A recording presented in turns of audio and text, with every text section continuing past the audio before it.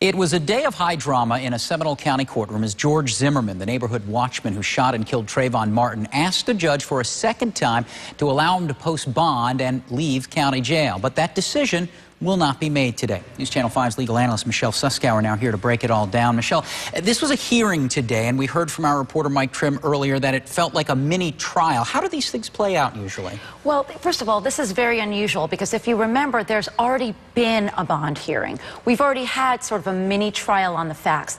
But basically what a judge is going to do is see whether or not there is a flight risk that the defendant poses, whether he's going to show up to trial, show up for his court hearings, and whether or not he is a danger to the community. So he has to weigh those two things. Remember, we had a bond hearing.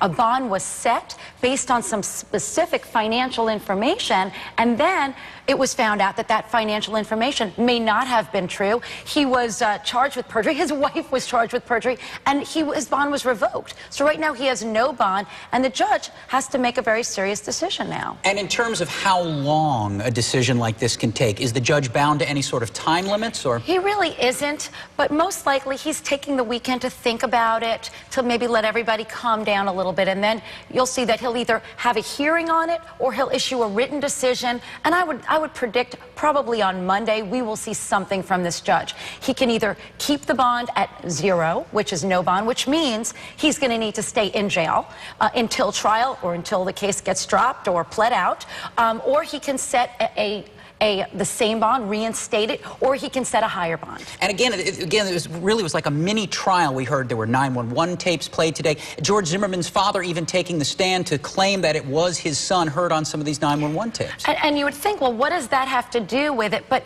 it does. The facts do come into play because I think it's important for the defense and the state to lay out the fact that the state is going to say, look, they have a very, very strong case here. The guilt is strong. The evidence is significant.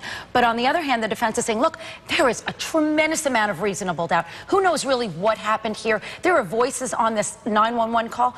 Is it George Zimmerman's? Is it Trayvon Martin's? We will never know. But the fact is, there's reasonable doubt. And that's what they were trying to show to this judge. And lastly, if for whatever reason George Zimmerman is not allowed to go free, is this his last chance to go free before trial? I think so. I think this really may be it. I think the judge is going to set some sort of bond, but he's going to take into consideration that the Zimmermans have more money than they said they did, although they're using it for living expenses and for their counsel. So I think it's going to be a higher bond, a significantly higher bond, but one will be set. Our legal analyst Michelle Suskauer weighing in. Thanks so much. Very interesting stuff. Now